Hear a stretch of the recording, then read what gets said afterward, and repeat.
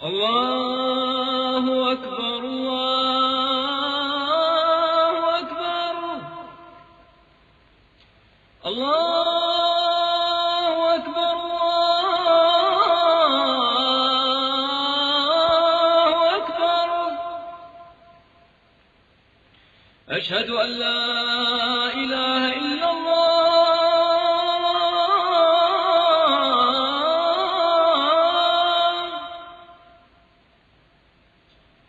أشهد أن لا إله إلا الله.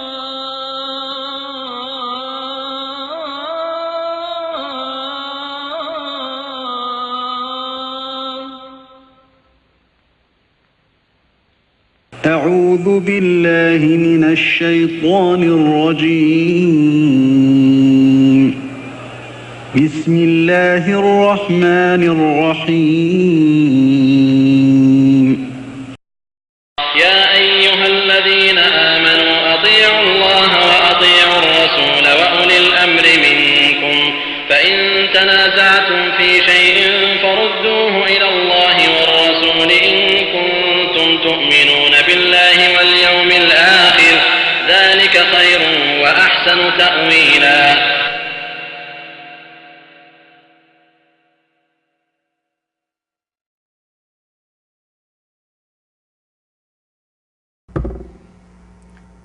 نحمده ونصلي على رسوله الكريم.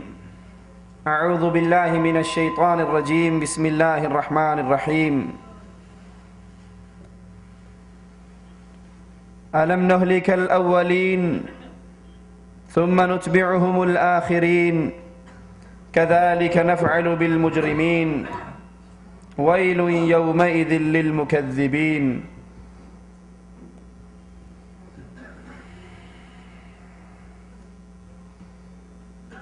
دلوں کی سختی مسلمان کی روح کے لیے خطرناک بیماری ہے. دل کی ہمیشہ دو حالتیں ہوتی ہیں. یا تو یہ دل اللہ کی یاد سے غافل ہو کر پتھر بن جاتا ہے، بے خوف ہو جاتا ہے، نڈر ہو جاتا ہے. اور اس کا سبب رسول اللہ صلی اللہ علیہ وسلم اپنے فرمان مبارک میں بیان فرماتے ہیں کہ جب انسان گناہ کرتا ہے نکتت فی قلبہ نکتۃ سوداء، تو اس کے دل پر ایک سیاہ نشان لگ جاتا ہے. اگر یہ توبہ کر لے اللہ عز و جل اس کے اس سیاہ نشان کو دھو دیتا ہے، اس کے دل کو پاک اور صاف کر دیتا ہے. اور اگر یہ گناہ پہ گناہ کرتا جائے، گناہ کو اپنی عادت بنا لے، تو یہ نکتے اس کی دل کی سیاہی میں تبدیل ہو جاتے ہیں. کلا بل ران علی قلوبہم ما کانوا یکسبون. پھر ان گناہوں کی وجہ سے دل کی سیاہی اس دل کو پتھر کر دیتی ہے. یا دل اللہ کے خوف سے ڈرنے والے، یا دل اللہ کا تقوی اور خوف ان سے نکل جاتا ہے اور وہ گناہ کر کے پتھر ہو جاتے ہیں.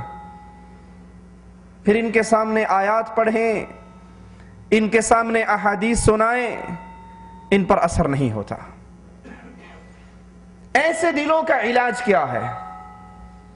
جب دل اس کیفیت کا بن جائے، اس حالت میں پہنچ جائے، اس کا علاج اللہ کا قرآن، اس کا علاج قبروں کی زیارت. انسان خود بہت بڑا مفتی ہے، خود سوچے کہ میرے دل کی کیا کنڈیشن ہے. کیا تنہائی میں جب اللہ کی یاد آتی ہے تو میں کچھ نرم پڑتا ہوں یا نہیں؟ قبرستان کو دیکھتا ہوں تو اللہ کا ڈر، تقوی، خوف آتا ہے تو میں دین کی طرف آتا ہوں یا اپنی زندگی پہ گامزن رہتا ہوں؟ یہ دل خود انسان کو بول کر بتائے گا. اور جب دل پتھر ہو جائے پھر اس کا علاج اللہ کے قرآن کی تلاوت. کیونکہ یہ قرآن اتنی عظیم شے ہے. مالک عز و جل بیان فرماتا ہے اگر ہم اس قرآن کو، اس کتاب حکیم کو کسی پہاڑ پہ اتار دیں، لَرَأَيْتَهُ خَاشِعًا مُتَصَدِّعًا مِّنْ خَشْيَةِ اللَّهِ، تو دیکھے گا کہ اللہ کے ڈر سے وہ پہاڑ بھی ریزہ ریزہ ہو جائے گا۔ یہ قرآن اگر پہاڑوں پہ اتار دیا جائے تو وہ پہاڑ اس کی اللہ کے ڈر اور خوف کو برداشت نہ کر سکے، اور یہ امانت اتنی بڑی امانت ہے کہ وہ پہاڑ بھی ریزہ ریزہ ہو جائیں، کانپ اٹھے، لیکن یہ انسان ہے جس نے اتنی بڑی امانت کو اپنے کندھوں پہ اٹھا لیا۔ آج کی ہماری گفتگو کا عنوان، اے انسان این دارک غداً، یہ آنے والا کل، اس کل میں تیرا ٹھکانہ کہاں ہے؟ اس کل میں تو اور میں کس جگہ پر ہوں گے؟ کیونکہ عمر کتنی ہی لمبی ہو جائے، بالآخر اس نے ختم ہو جانا ہے۔ عمر کتنی ہی طویل ہو جائے، بالآخر اس عمر نے ختم ہو جانا ہے۔ بالآخر اس عمر نے، اس لمبی زندگی نے آپ کا اور میرا ساتھ چھوڑ دینا ہے، اور پھر اس کا اینڈ، اس کا رزلٹ دو ہی مقام پر ہونے والا ہے، یا تو ہمیشہ کی جنت ہے یا پھر ہمیشہ کی جہنم ہے، یا تو ہمیشہ کی آگ ہے یا ہمیشہ کا سکون ہے۔ یہ قبر کس حالت میں میرا اور آپ کا انتظار کرتی ہے؟ جس حالت میں میں آج اس کو تیار کر رہا ہوں۔ ہم انڈیا پاکستان والے، کھیتی باڑی ہمارے ملکوں میں زیادہ ہوتی ہے، جو بوتے ہیں وہی فصل تیار ہوتی ہے۔ کبھی یہ تو نہیں ہوا کہ کسی نے گندم کاشت کی ہو اور کاٹنے کے وقت اس کی فصل کے اندر چاول کھڑے ہوں۔ جو وہ بوئے گا وہی کاٹ لے گا۔ جو آج اس زندگی کے اندر میں اور آپ کاشت کریں گے، قیامت کے دن اسی کا پھل ہم اٹھائیں گے۔ تو سوچنا یہ ہے کہ میں اور آپ کس چیز کو کاشت کر رہے ہیں، میں اور آپ کس چیز کی تیاری کر رہے ہیں، میں اور آپ اپنی قبر کو کیسی بنا رہے ہیں۔ کیونکہ قرآن حکیم ہمیں دعوت فکر دیتا ہے، یا ایھا الناس ان وعد اللہ حق، اے لوگو اللہ کا وعدہ بڑا سچا ہے، اللہ کا وعدہ حق ہے۔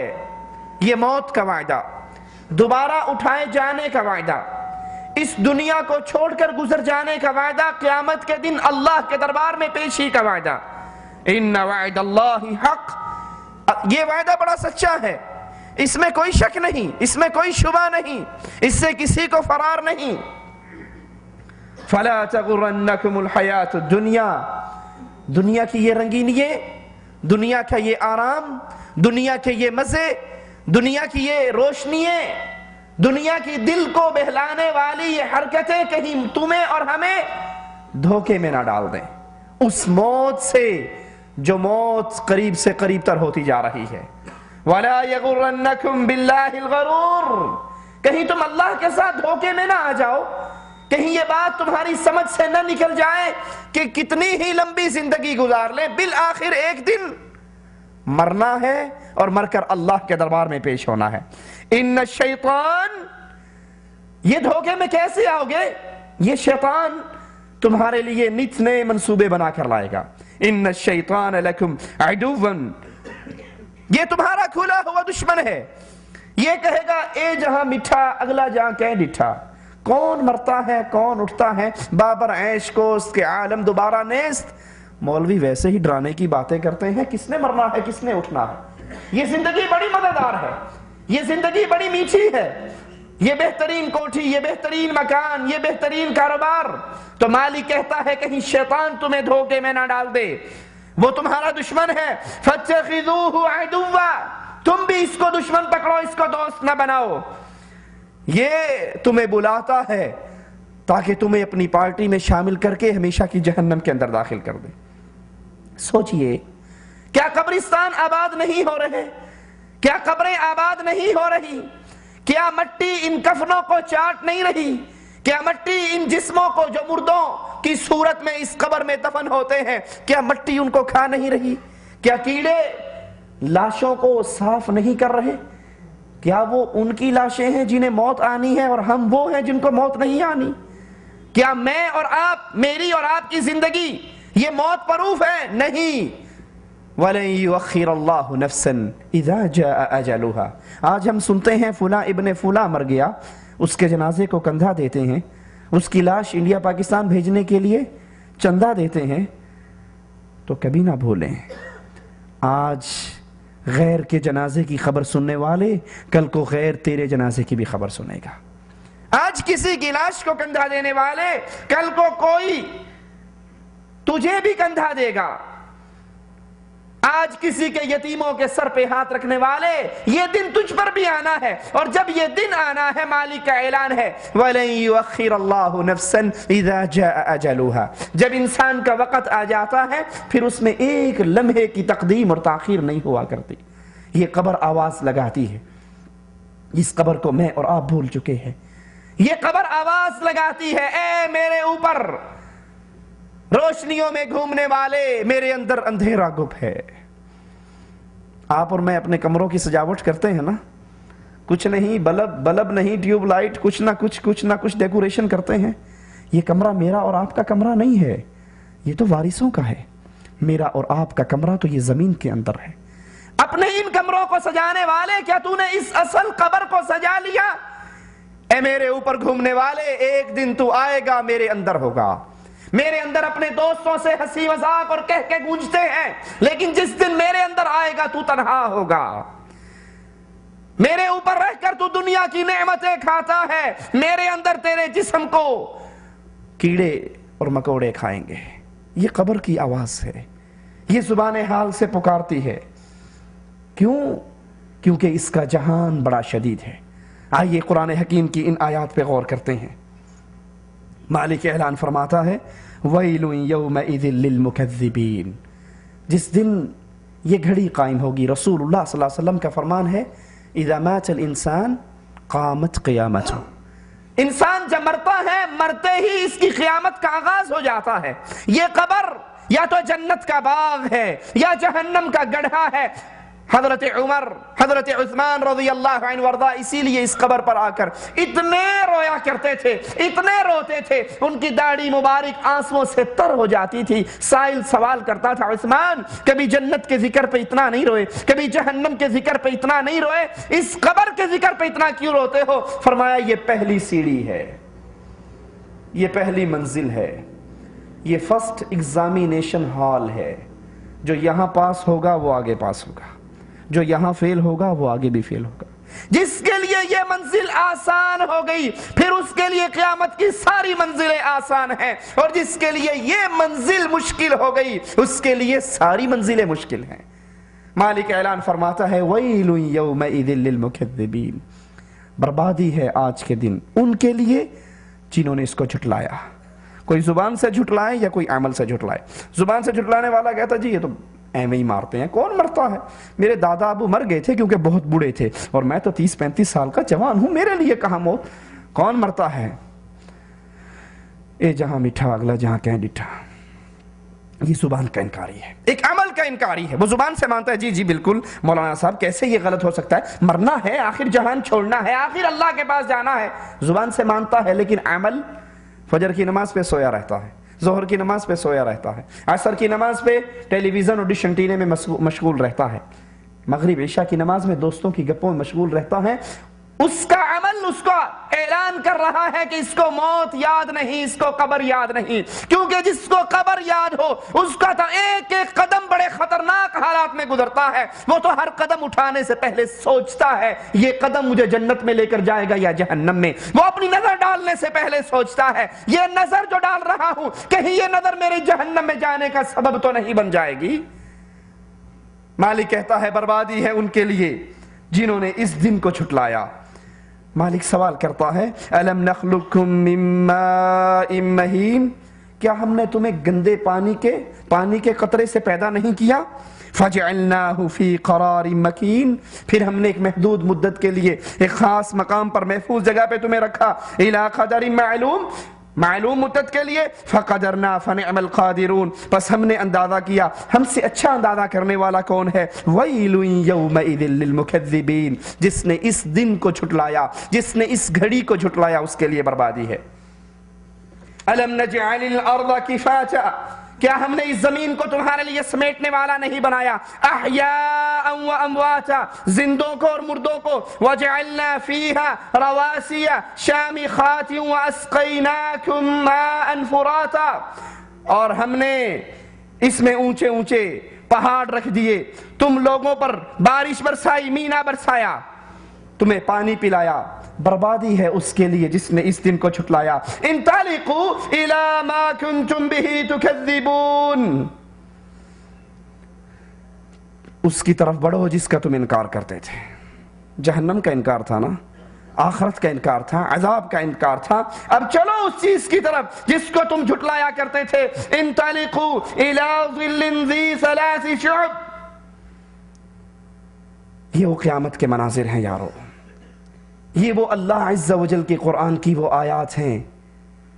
مومن جب ان آیات کو پڑھتا ہے اس کا دل نرم ہو جاتا ہے۔ بڑھئے قیامت کی طرف، آئیے اس چیز کی طرف جس کو تم جھٹلایا کرتے تھے۔ دوزخ کی طرف آگے ہو، اس کے اندر نہ تمہارے لیے آرام ہے، نہ اس کے اندر تمہارے لیے سکون ہے، بلکہ بربادی ہی بربادی ہے۔ ھذا یوم لا ینطقون، یہ دن بڑا کٹھن دن ہے۔ اس دن کو یاد کر کے رسول اللہ صلی اللہ علیہ وسلم کی زوجہ محترمہ حضرت عائشہ، اللہ کے نبی آپ کی گود کے اندر لیٹے ہوئے، ان کی آنکھوں سے آنسو گرتے ہیں۔ رسول اللہ صلی اللہ علیہ وسلم کے چہرے مبارک پر آپ اٹھ کے بیٹھ جاتے ہیں، عائشہ کیوں روتی ہو؟ کہا اللہ کے نبی قیامت کا دن یاد آ گیا۔ اے اللہ کے نبی صلی اللہ علیہ وسلم سے سوال کیا گیا، کائنات میں سب سے زیادہ پیار کس سے کرتے ہو؟ کہا عائشہ سے۔ کہا مردوں میں کس سے کرتے ہو؟ کہا عائشہ کے باپ صدیق سے۔ اتنی محبت اور پیار والی ہستی حضرت عائشہ کی، پوچھتی ہیں اللہ کے نبی کیا قیامت کے دن آپ مجھے یاد رکھو گے؟ کہا عائشہ نہیں، 3 موقع ایسے آنے والے ہیں کوئی کسی کو یاد نہیں رکھے گا۔ جب صراط کا موقع آئے گا کوئی کسی کو یاد نہیں رکھے گا، جب میزان کا موقع آئے گا ترازو لگیں گے کوئی کسی کو یاد نہیں رکھے گا، اور جب نامہ اعمال تقسیم ہونے لگیں گے کوئی کسی کو یاد نہیں رکھے گا۔ ہر آدمی دوسرے کو بھول رہا ہے۔ یہ قرآن کی آیات ہیں، یہ رسول اللہ صلی اللہ علیہ وسلم کے ارشادات ہیں۔ یہ وقت جب آئے گا، جب میزان لگے گا، نیکیاں تولی جائیں گی، پھر باپ اولاد سے، اولاد ماں باپ سے، بھائی بھائی سے، بہن بھائی سے، بیوی خاوند سے، ہر ہستی دوسری ذات سے بھاگے گی، فرار چاہے گی۔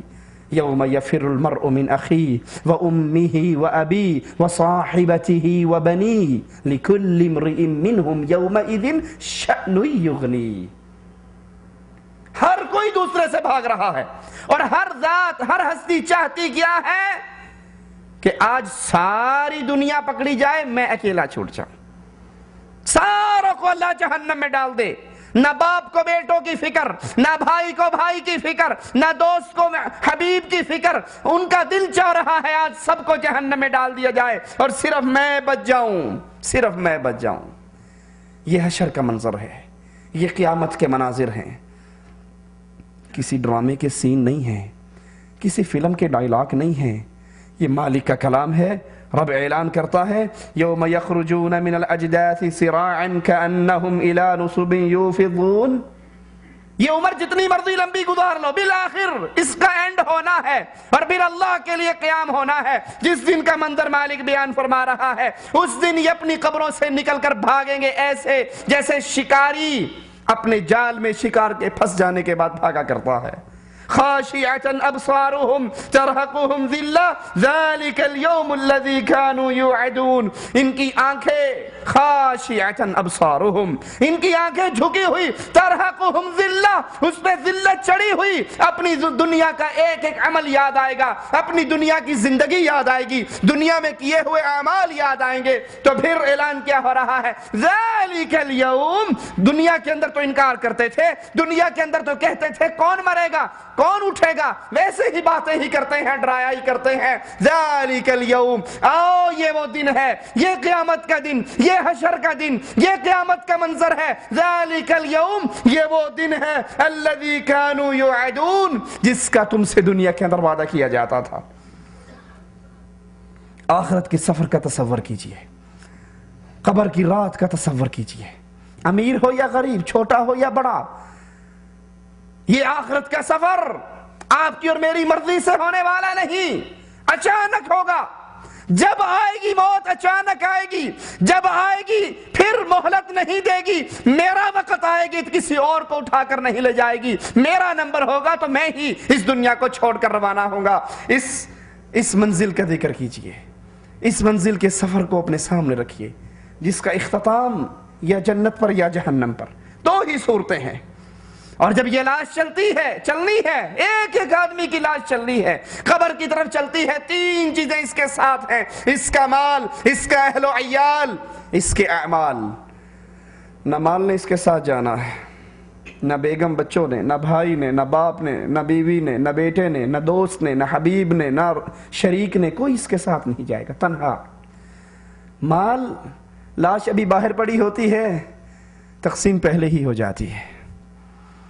وہ کہتا ہے ابا جان یہ مجھے دے گئے تھے، ابا جان یہ میرے نام کروا گئے تھے، ابا جان یہ حصہ، یہ پلاٹ، یہ زمین، یہ سونا، یہ پہلے ہی مجھے میرے نام لکھوا کر گئے تھے، اسٹامپ فارم پہ لکھوا دیا تھا۔ ابھی انسان کی لاش زمین میں داخل نہیں ہوئی کہ اس کے مال کا بٹوارا ہو گیا۔ اسی لیے رسول اللہ صلی اللہ علیہ وسلم پوچھتے ہیں تم میں سے کون ہے جو غیر کے مال کا محافظ بننا پسند کرتا ہے اپنے مال کی بجائے؟ کہا اللہ کے نبی صلی اللہ علیہ وسلم ایسا تو کوئی بھی نہیں، ہم میں تو ہر بندہ اپنے مال کی فکر کرتا ہے۔ کہا اپنا مال وہی ہے جو تم نے اگلے جہان اللہ کے پاس پہنچ کر بھیج کر اپنے لیے اکٹھا کر لیا۔ اب جو باقی ہے، جو ہی موت کا وقت آئے گا، جو ہی یہ روح اور جسم کے رشتے ٹوٹیں گے، وہ مال تقسیم ہو جائے گا، وہ تمہارا نہیں رہے گا، وہ تمہارے غیر کا بن جائے گا۔ تین چیزیں جا رہی ہیں، نہ مال قبر میں اترتا ہے، نہ اہل و عیال قبر میں اترتے ہیں، بلکہ یہ زبان حال سے آواز لگاتے ہیں قبر کے اندر پہنچنے کے بعد کہ چھوڑ گئے تجھے، واپس چلے گئے، اور اگر یہ سارے تیرے ساتھ باقی بھی رہتے تجھے کوئی فائدہ نہ دیتے، اگر یہ جنت بن گئی تو پھر شکر کیجئے، اور اگر یہ جہنم کا گڑھا ہے تو اپنے آپ پہ ملامت کیجئے، اپنی زندگی پہ ملامت کیجئے۔ یہ سفر تو بالآخر اینڈ ہونا ہے، اس سفر کا تو بالآخر اختتام ہونا ہے۔ لاش چل رہی ہے، مال بھی ساتھ ہے، اہل و عیال بھی ساتھ ہیں، یہ دونوں چیزیں چھوڑ کے بھاگ جاتی ہیں۔ وہ یبقى واحد، ایک چیز آپ کے اور میرے ساتھ جانے والی ہے، وہ آپ کے اور میرے اعمال ہیں۔ انتہائی خوبصورت شکل میں نیک آدمی کے اعمال آئیں گے، یہ پوچھے گا تو کون ہے؟ وہ جواب میں کہے گا میں تیرے نیک اعمال ہوں۔ فجر کی اذان ہوتی تو اپنے گرم نرم بستر کو چھوڑ دیتا، تو کتنا ہی اہم کام کر رہا ہوتا، حی علی الصلاۃ کی آواز سنتے ہی اپنے اس کام کو بند کر دیتا۔ یہ نہیں کہ کوئی بات نہیں، ابھی انڈیا پاکستان کا فائنل میچ لگا ہوا ہے تو نماز اذان تو ہو گئی لیکن نماز بعد میں پڑھ لیں گے، پہلے یہ میچ دیکھ لیں، پہلے یہ ڈرامہ دیکھ لیں، پہلے یہ لوڈو گیم چل رہی ہے اس کا اینڈ کر لیں، پہلے فلاں کام کر لیں، فلاں کام کر لیں۔ آپ نے اکثر دیکھا ہوگا ادھر نماز کھڑی ہونے لگی ہوگی، آپ کہاں جا رہے ہیں؟ اجی مجھے بڑا ضروری کام ہے، میں نے فلاں بندے کو ٹائم دیا ہوا، میں نے وہاں پہنچنا ہے، میرا اس سے موعد ہے۔ اللہ کے بندے، کیا نماز سے زیادہ ضروری بھی کوئی کام ہے؟ ہمیں سارے کام یاد آتے ہی تب ہیں جب مؤذن کہتا ہے حی علی الصلاۃ۔ نیک بندے کے نیک اعمال خوبصورت شکل میں پہنچیں گے۔ یہ پوچھے گا من انت، تو کون ہے؟ وہ کہے گا میں تیری وہ نیکی ہوں جو دنیا میں کر کے آیا۔ پریشان نہ ہو، اس قبر کے اندر تجھے کوئی تنہائی، کوئی پریشانی نہیں ہوگی، میں تیرا دل بہلانے والا، تیرا دوست، تیرے اعمال تیرے ساتھ ہوں۔ آسمان سے آواز دینے والا آواز دے گا افریشوہ من الجنہ البسوہ من الجنہ، اس کے نیچے جنت کے لبادے بچھا دو، اس کو جنت کے لبادے پہنا دو، اس کے لیے جنت کی کھڑکی کھول دو۔ کیوں؟ ان قد صدق عبدی، یہ بندہ سچا، عقیدہ سچا، عمل سچا، کردار میں سچا، یہ اللہ کا بڑا پیارا، اللہ کا بڑا پیار کرنے والا، اللہ کا دوست ہے، یہ اللہ کا پیارا ہے۔ اس کے نیچے جنت کے بسترے، اس کے اوپر جنت کے لبادے، اس کے لیے جنت کی کھڑکی۔ اور اگر زندگی اس کے الٹ ہے ٹائم پیس کمرے میں ہے لیکن الارم کتنے بجے کا لگاتے ہیں؟ صبح 7 بجے کا. کیوں؟ 7:30 ڈیوٹی پر پہنچنا ہے تو 7 بجے اٹھ کے ناشتہ کریں گے اور دل کیا تو 2 رکھتے ٹھونگے مار لیں گے اور جا کر ڈیوٹی پہ پہنچ جائیں گے، کیونکہ ڈیوٹی اہم ہے.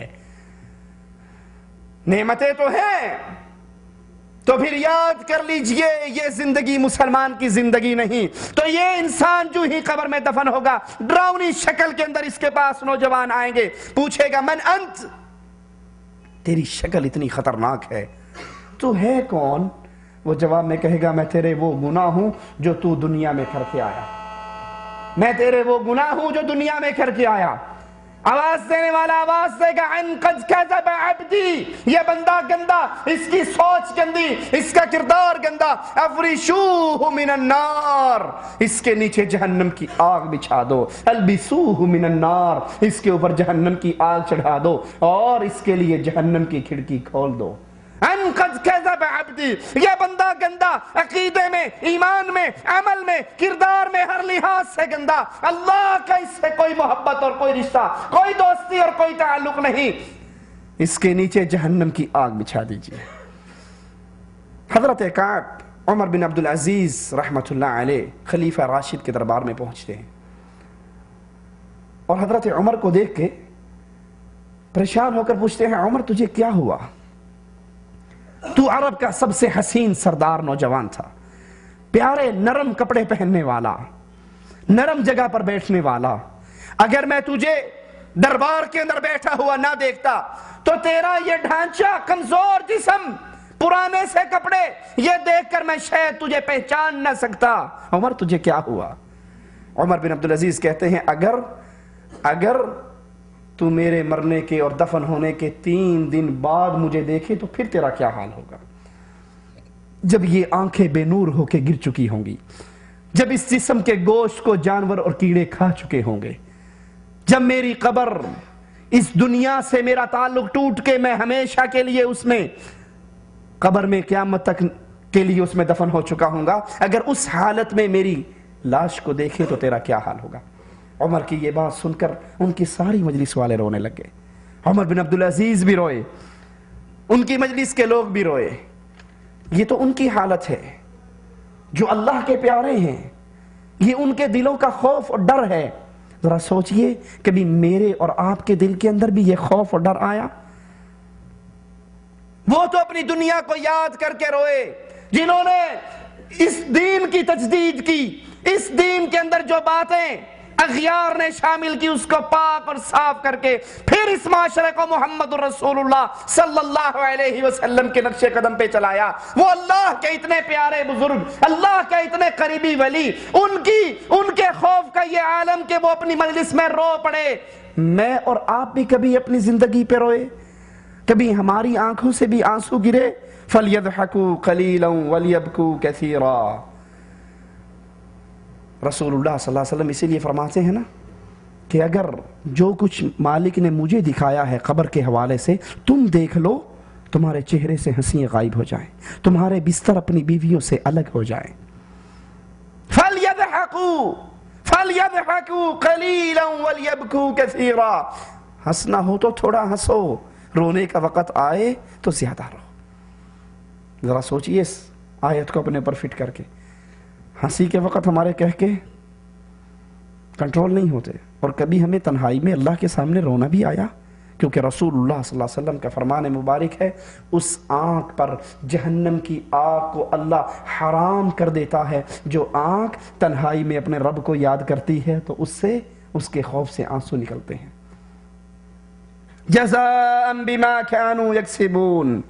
یہ بدلہ کس چیز کا ملنے والا ہے؟ قبر کے اندر بدلہ مجھے اور آپ کو کس چیز کا ملنے والا ہے؟ بما كانوا يكسبون. جو میں اور آپ اس دنیا کے اندر کر کے جائیں گے اسی کا بدلہ ہمیں اس قبر کے اندر ملے گا. یہ قبر کتنی خطرناک ہے. رسول اللہ صلی اللہ علیہ وسلم ایک شخص کا ذکر کرتے ہیں، اور وہ عظیم شخص جس کی وفات پر اللہ کے نبی فرماتے ہیں عرش کانپ اٹھا، جس کی وفات پر اللہ کا عرش کانپ اٹھا، جس کا جنازے کی نماز پڑھنے کے لیے 70,000 فرشتے آئے. صحابہ کہتے ہیں اللہ کے نبی ہمارے یہ ساتھی تو بڑے بھاری بھرکم تھے، بڑے بہادر کمانڈر جوان تھے، لیکن ان کی لاش تو بہت ہلکی ہے، ہم نے اس کو کندھا دیا ہوا۔ فرمایا نہیں میرے ساتھیوں، تم نے اس کو نیچے سے اٹھایا ہوا، اللہ کے فرشتوں نے اس کو اوپر سے اٹھایا ہوا۔ حضرت سعد بن معاذ رضی اللہ عنہ وارضا، کتنی بڑی ان کی شان، ان کی وفات پہ عرش کانپتا ہے۔ ان کے جنازے کے لیے 70,000 فرشتے وہ اترتے ہیں جو اس سے پہلے نہیں اترے، لیکن جو ہی ان کو قبر میں رکھا جاتا ہے، قبر اتنا بھینچتی ہے، قبر اتنا دباتی ہے، قبر ان کے لیے اتنی تنگ ہو جاتی ہے کہ رسول اللہ صلی اللہ علیہ وسلم اللہ کی حمد و ثنا اور تسبیحات پڑھتے ہیں۔ صحابہ کہتے ہیں اللہ کے نبی، اس سے پہلے تو آپ نے یہ عمل نہیں کیا، آج یہ عمل کیوں کیا؟ کہا تمہارے بھائی پر قبر اتنی تنگ ہو گئی، میں نے اللہ کی حمد و ثنا کی، اللہ نے اس قبر کو تمہارے بھائی پر فراخ کر دیا۔ رسول اللہ صلی اللہ علیہ وسلم فرماتے ہیں قبر بھینچتی ہے، قبر بھینچتی ہے، اگر کوئی اس سے بچ سکتا تو سعد بچتا۔ اس قبر کے لیے میں نے اور آپ نے کیا تیاری کی ہے؟ اپنے کمروں کے اندر قالین بچھانے والوں، اپنوں کمروں کے اندر اے سی لگانے والوں، منع نہیں ہے، حرام نہیں ہے، حلال ہے دنیا کی نعمتوں سے فائدہ اٹھانا، لیکن یہ عارضی ٹھکانہ ہے اور یہ قبر ایک لمبا ٹھکانہ ہے۔ منزل تو ہماری اللہ کی جنت ہے، اللہ کی رحمت سے، اللہ ہم سب کو اپنی جنت میں اکٹھا فرمائے، لیکن یہ قبر کی منزل، اس کے لیے میں نے اور آپ نے کیا تیاری کی ہے؟ کیونکہ یہ صحابی اتنی عظمت والے اور اللہ کے نبی علیہ السلام کی حدیث سن لی، آپ نے فرمایا اگر اس قبر کے بھینچنے سے کوئی بچتا تو حضرت سعد رضی اللہ عنہ وارضا بچتے۔ حضرت علی آئے، قبرستان میں کھڑے ہوئے، لوگوں کو نصیحت کرنے کا انداز سنیے، کہتے ہیں قبر والو، کیا میں تمہیں تمہاری حقیقت نہ بتاؤں، تمہارا حال نہ بتاؤں؟ تمہارا حال یہ ہے کہ تمہارا مال تقسیم ہو چکا ہے، تمہارا حال یہ ہے، تمہاری پچھلی چھوڑی ہوئی زندگی دنیا کا حال، تمہارا مال تقسیم ہو چکا ہے، تمہاری بیوییں عدت گزار کر نئے شوہروں سے شادی کر چکی ہیں، تمہارے گھروں کے اندر غیر لوگ آ کر آباد ہو چکے ہیں۔ سوچ لیجئے، ایک لمحے کے لیے سوچئے، اللہ اکبر، کوئی دکاندار، کوئی تاجر، کوئی بڑا، کوئی چھوٹا، چھوٹی سی دکان کا مالک بھی ہو، بازار کے اندر اس کا دکان، اس کا کھوکا ہو اور اس کی موت ہو جائے، مر جائے، دکان پہ کاغذ لکھ دیا جاتا ہے آج ہمارے ابا جان بقضاء الہی اللہ کو پیارے ہو گئے، کتنے دن بند ہوتی ہے وہ دکان؟ بس ایک ہی دن بند ہوتی ہے، یا بہت زیادہ کوئی کرے گا تو 3 دن کر لے گا، چوتھے دن وارث آ کے اس دکان کو کھول دیتے ہیں یا نہیں کھولتے؟ مال تو میں نے ڈالا تھا، حلال یا حرام اس کا حساب تو میں نے دینا ہے، کس کا قرض دبایا ہے، کس سے جھوٹ بولا ہے، کہاں سے ڈنڈی ماری ہے، اس سارے کا حساب میں نے دینا ہے۔ لیکن 3 دن کے بعد میرے وارث آ کر اس دکان کو کھول کر کہتے جی مرنے والوں کے ساتھ تو نہیں مرا جاتا نا، وہ تو مر گئے اللہ کے پاس، آخر ہم نے بھی تو پیٹ پالنا ہے، یہ دھندا ہمارا جاری ہو جاتا ہے۔ مال تقسیم ہو گئے، بیویوں نے عدت کے بعد نئے نکاح کر لیے، وہ مکان، وہ کوٹھیے، وہ گھر جو تم نے بڑی محبت سے بنائے تھے، پیچھے 6 بھائی، ان کے اندر اتفاق نہ ہو سکا، بٹوارا ہو گیا، کوٹھی بیچ کر انہوں نے پیسے آپس میں بانٹ لیے، جس کوٹھی کو تو نے بڑی محبت سے تیار کروایا تھا، آج اس کوٹھی کے اندر غیر لوگ آباد ہیں۔ لیکن یہ قبر میرا اور تیرا گھر ہے، اس میں غیر نہیں آ سکتا، کوئی دوسرے کی قبر میں، کوئی دوسرے کی موت کے وقت پہ نہیں مر سکتا، جس نے مرنا ہے اپنے موقع پر، جس نے دفن ہونا ہے اپنی قبر کے اندر۔ اور قرآن حکیم نقشہ کھینچتا ہے کم ترکوا من جنات وعیون وزروع ومقام کریم، کتنے ہی محلات، کتنے ہی باغات، کتنے ہی چشمے بہنے، ایسے باغات جس میں چشمے بہتے ہیں، کتنے ہی چھوڑ کر لوگ چلے جاتے ہیں، بہترین مکان، بہترین کوٹھیاں چھوڑ کر چلے گئے۔ وَنَعْمَةٍ كَانُوا فِيهَا فَاكِهِينَ كَذَلِكَ وَأَوْرَثْنَاهَا قَوْمًا آخَرِينَ، یہ دنیا والے کتنے ہی ایسے لوگ ہیں جو اپنے اپنے محلات کو، اپنے اپنے کاروبار کو، اپنی اپنی کوٹھیوں کو چھوڑ کر روانہ ہو جاتے ہیں، اور ہم ان کے اس مال و متاع کا وارث کسی اور کو بنا دیتے ہیں۔ یہ تو نظام ہے اللہ کا، چل رہا ہے، چلتا رہے گا۔ سوال پھر وہیں پر لوٹتا ہے کہ میں اور آپ اس کے لیے کیا تیاری کر رہے ہیں؟ مالک کے اعلان پہ غور کیجئے، افرائیت ان متعناہم سنین، اگر ہمیں سال کی زندگی بھی مل جائے، 60 سال، 100 سال، 70 سال، 80 سال، ثم جاءہم ما كانوا یوعدون، بالآخر وقت تو آنا ہے. کتنی لمبی مالک کہتا ہے کتنے ہی سال تمہیں زندگی کے عطا کر دیے جائیں، لیکن پھر بھی بالآخر تمہارا وہ موعد موت کا، تمہارا وہ موقع موت کا وہ آنا ہے، اس کو کسی نے ٹال نہیں سکتا، اس کو کوئی روک نہیں سکتا. رسول اللہ صلی اللہ علیہ وسلم کی گود ابراہیم علیہ السلام دم توڑ رہے ہیں، اسی گود میں سے پہلے بھی لاشیں اٹھے، اور اب ابراہیم رضی اللہ عنہ وارضا رسول اللہ صلی اللہ علیہ وسلم کی گود میں ہے. آپ کی آنکھوں سے آنسو بہتے ہیں. صحابہ کہتے ہیں یا رسول اللہ صلی اللہ علیہ وسلم آپ رو رہے ہیں؟ کہا یہ رونا نہیں، یہ تو محبت کا اظہار ہے، یہ تو فراق ہے اپنے بیٹے سے، میرا بیٹا مجھے چھوڑ کر چلا گیا. کہا ابراہیم تیری جدائی کے اندر ہم غمناک ہیں، تیری جدائی کے اندر ہم غمگین ہیں، لیکن زبان سے وہی کہیں گے جس سے عرش والا راضی ہوگا، انا للہ و انا الیہ راجعون. اللہ کے نبی کی گود کے اندر آپ کا بیٹے فوت ہوتے ہیں، لیکن رسول اللہ صلی اللہ علیہ وسلم ان کو نہ روک سکے. تو اور کون ہے جو اپنی آئی ہوئی موت کو کسی اور کی طرف ٹرانسفر کر دے؟ اور کون ہے جب وقت آ جائے وہ کہے میرا ابھی؟ اسی لیے ابراہیم بن درہم سے کسی نے سوال کیا کہ مجھے کچھ نصیحت کرو. اس نے جو نصیحتیں کی اس میں سے ایک نصیحت یہ تھی کہ جب موت کا فرشتہ ابراہیم بن ادہم کے پاس وہ سائل آ کر سوال کرتا ہے تو اس میں سے اس نے ایک نصیحت یہ کی کہ جب تیرے پاس موت کا فرشتہ آئے تجھے لے جانے کے لیے، تیری روح قبض کرنے کے لیے، تو اسے واپس بھیج دینا، کہنا ابھی میرا پروگرام نہیں ہے، ابھی میں نہیں مرتا، پھر بعد میں کبھی آنا، پھر دوبارہ دیکھیں گے. تو اس نے کہا اے ابراہیم بن ادہم یہ کس میں طاقت ہے؟ جب اللہ کی طرف سے فرشتہ آ جاتا ہے پھر تو کسی میں طاقت نہیں، اس آئے ہوئے کو واپس بھیج دے. کہا جب آپ کو اور مجھے یہ یقین ہے کہ جو ہی موت کا فرشتہ آئے گا میں اور آپ اس کو ٹال نہیں سکتے، اگر یہ یقین ہے تو کم از کم اپنی زندگی کو سنوار لے. کہا کچھ اور بتاؤ. کہا گناہ کرنے پہ دل کرتا ہے نا، تو اس اللہ کا دیا ہوا یہ آسمان چھت ہمارے لیے اور اس اللہ کی دی ہوئی یہ زمین، اس چھت اس مکان کے اندر سے نکل جا، آسمان اور زمین کے اوپر سے کہیں اور چلا جا، نہ آسمان کے نیچے رہے نہ زمین کے اوپر رہے. کہا میں کہاں جاؤں، یہ تو اللہ کا دیا ہوا ہے، اس کو چھوڑ کر کہاں جا سکتا ہوں. کہا سبحان اللہ، تجھے یقین ہے کہ میں اس کے بغیر زندہ نہیں رہ سکتا، کہیں جا نہیں سکتا، اس کے دیے ہوئے گھر میں رہتا ہے اور پھر اس کی نافرمانیاں کرتا ہے. کہا کچھ اور کہو. کہا یہ جو کھانا پینا کھاتے ہو نا، یہ کھانا پینا چھوڑ دو.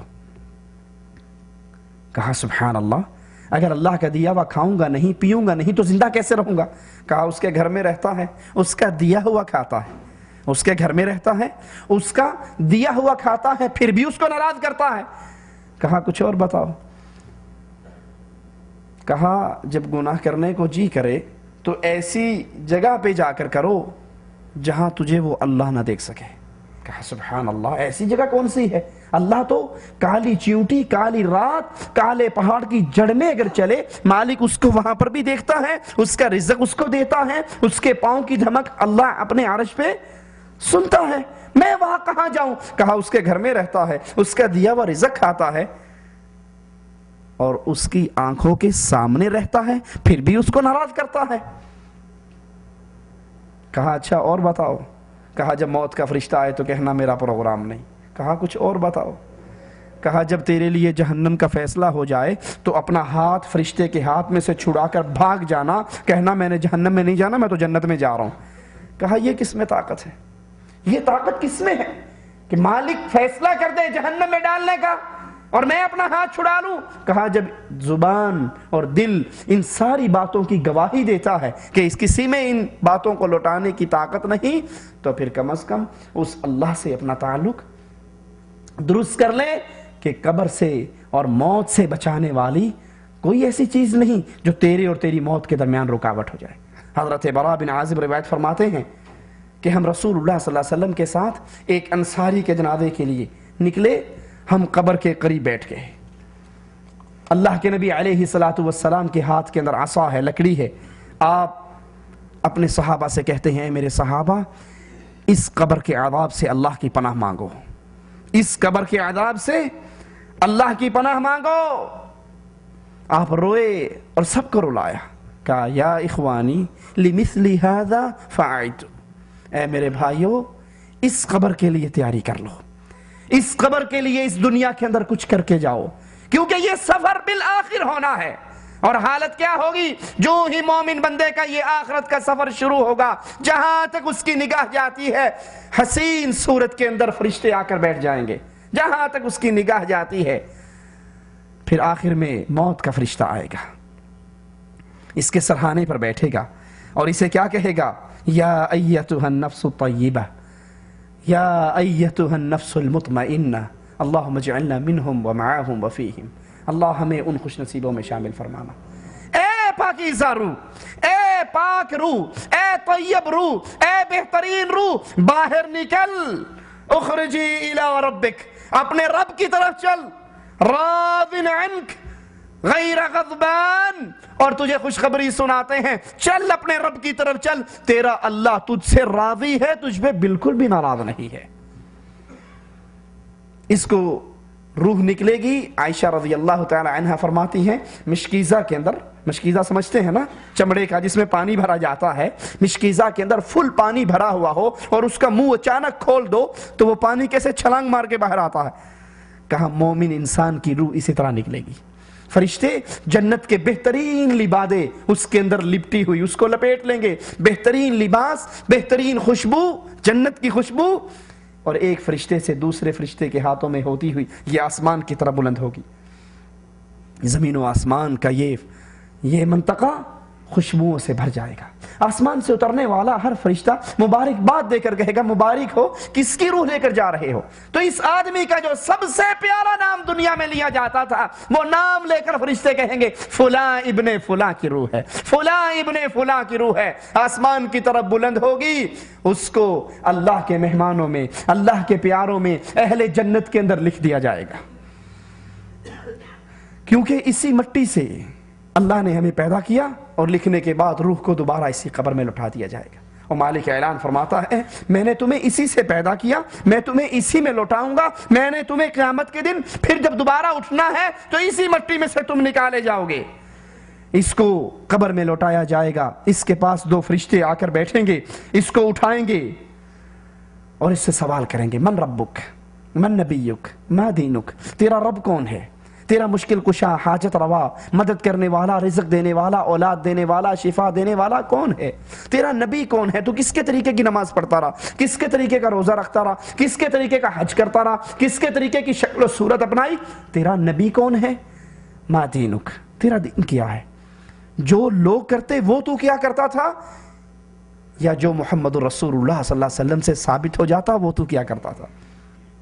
پوری دنیا کو چھوڑ دوں گا لیکن رسول اللہ صلی اللہ علیہ وسلم کے فرمان کے آنے کے بعد، نبی کی حدیث کے علم ہو جانے کے بعد اللہ کے نبی علیہ السلام کے فرمان کو نہیں چھوڑا جا سکتا۔ یہ سوال ہوں گے، مومن بندہ فوراً کہے گا ربی اللہ، میرا مشکل کشا، حاجت روا، مدد کرنے والا، رزق دینے والا، اولاد دینے والا، شفا دینے والا، مصیبتیں ٹالنے والا، مجھے بری کرنے والا، میرا دستگیر، پنجتن پاک، میرا پالنہار۔ ہم نے تو یہ سارے نام پیروں کو دے رکھے نا، یہ پنجتن پاک کے نام ہے، پنجتن پاک دستگیر ہے، پنجتن پاک مددگار ہے، پنجتن پاک غوث اعظم ہے، یہ پانچ محمد، علی، حسن، حسین، فاطمہ، یہ پنجتن پاک سارے کام کرتے ہیں۔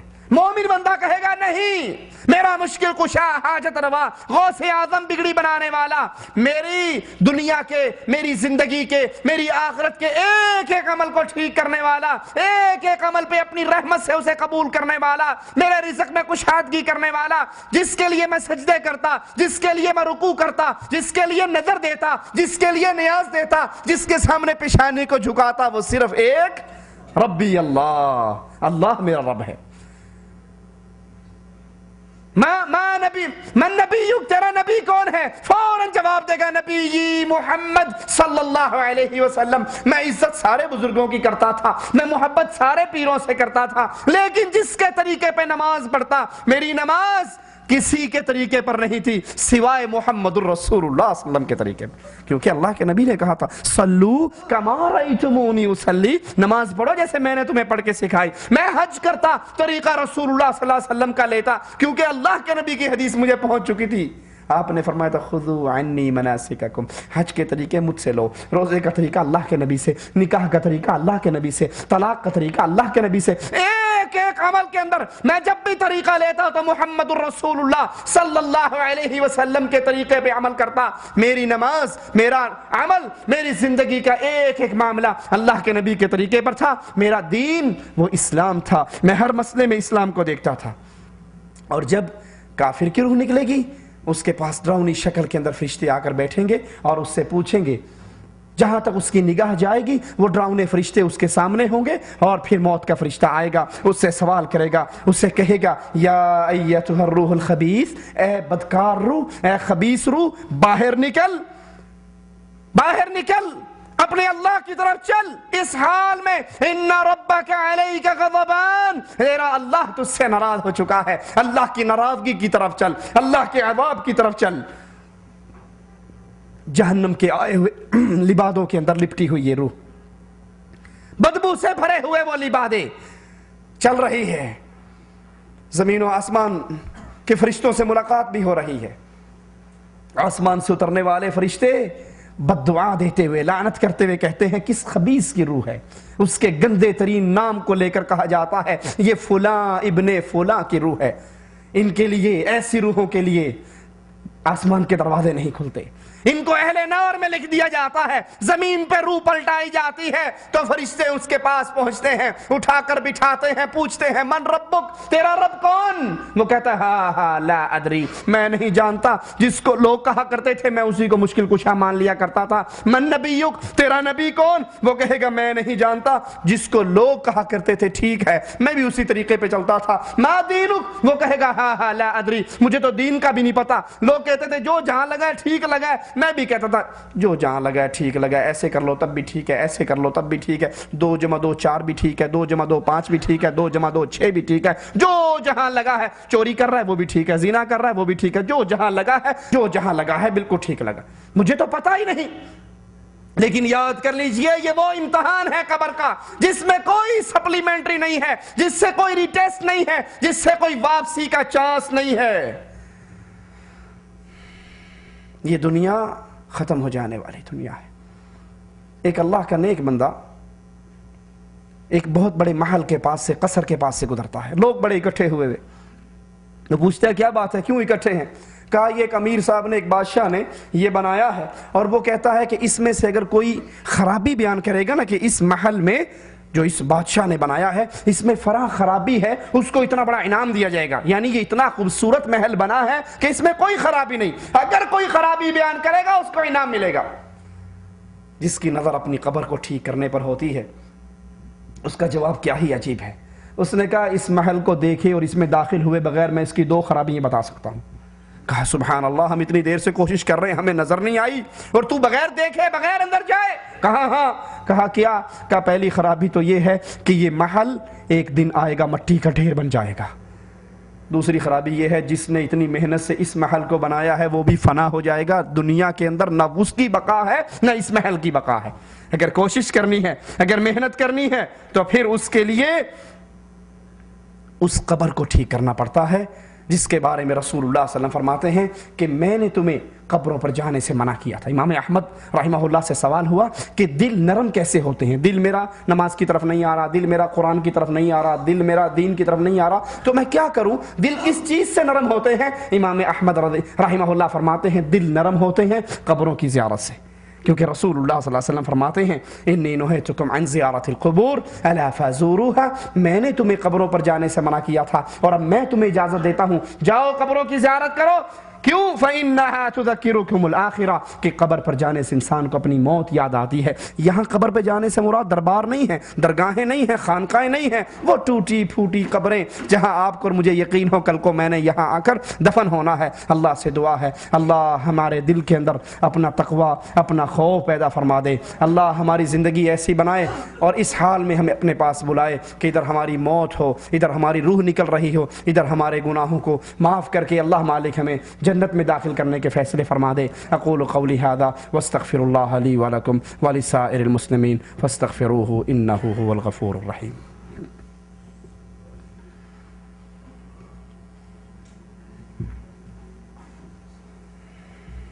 سبحانک اللہم وبحمدک اشہد ان لا الہ الا انت استغفرک واتوب الیک۔